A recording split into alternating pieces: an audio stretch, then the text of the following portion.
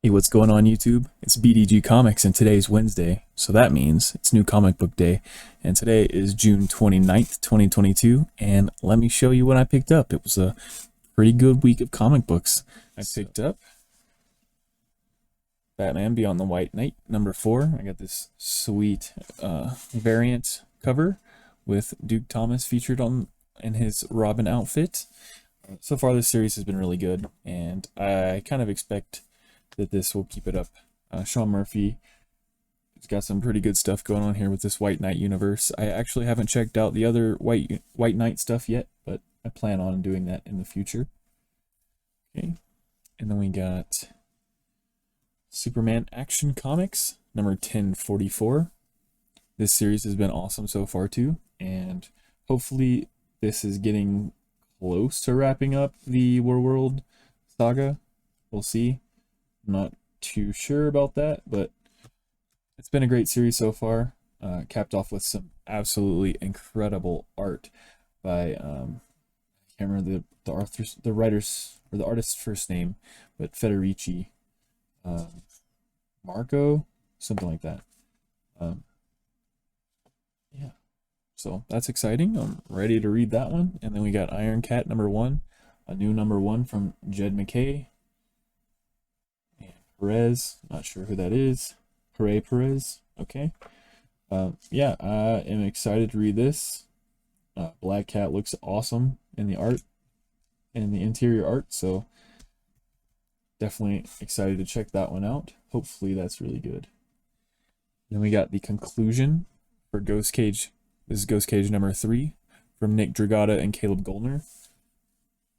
And the only thing I don't like about this is that it's black and white. I'm not a huge fan of black and white. Actually, some of my favorite part of comics, at least comic book art, is the coloring. So that is a downfall for me for this book so far, or for this series.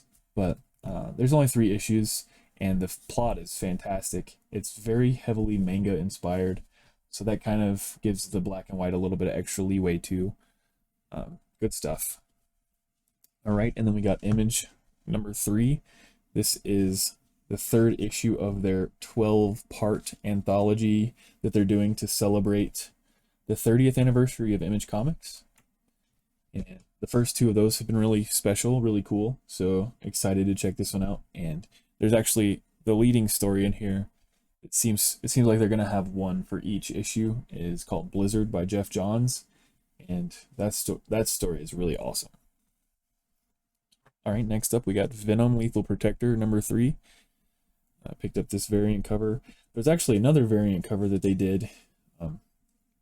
It was like I don't know who did the cover, but it was like a white background, and you had Eddie Brock here in the middle, and then it has like the Venom suit kind of swirling around him and attaching to him. That one's really cool, but they didn't have it at the shop that I go to, so that's okay though. I thought this variant cover was really cool too. But this series so far has been really cool, very nostalgic, classic Venom kind of series, and I am definitely excited for more.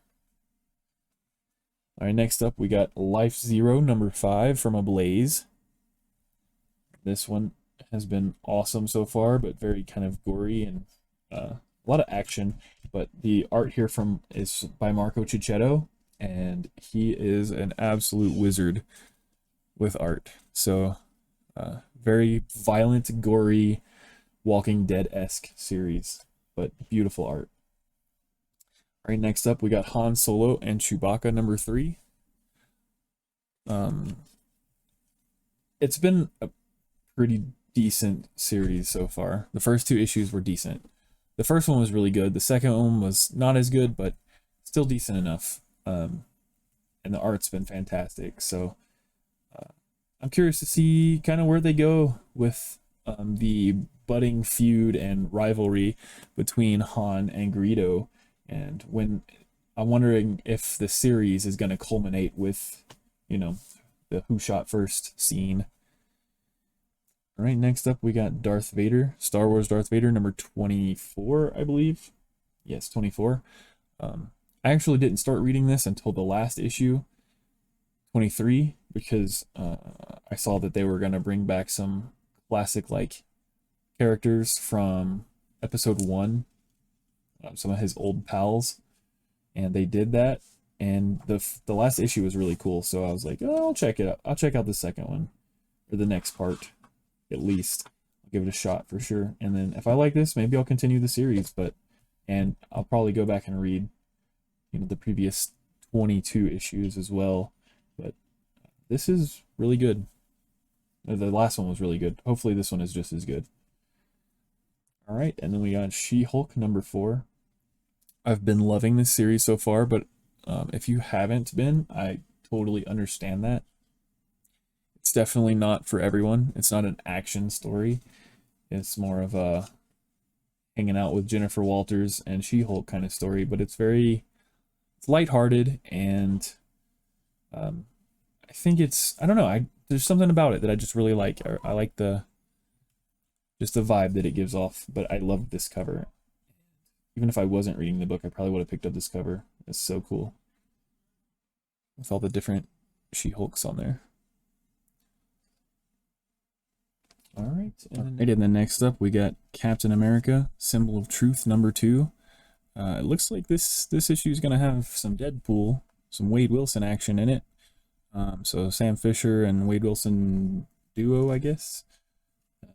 Yep, and there he is. So yeah, it looks like it's going to have some of him in there. The first issue was pretty good. I liked it. It wasn't like, groundbreaking, wasn't blowing me away or anything like that, but it was pretty good. And I am curious to see where they go with it. Actually, I liked the first issue of this one more than I liked the Steve Rogers one, which is kind of unfortunate, but that's okay. Alright, and then next up we got Scorched number 7 with this variant cover here. I think this is the B cover, something like that. The main cover was like all red and it focused in on Jessica. She spawned, but I think this one was cool, and this book has been great so far.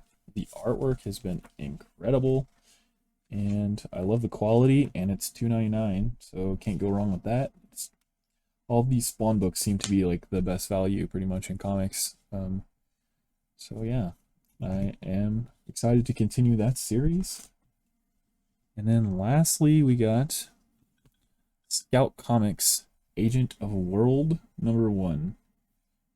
I don't really know anything about this, but I've heard nothing but positive things, and then I kind of flipped through the book and it looks crazy and interesting, so I'd check it out.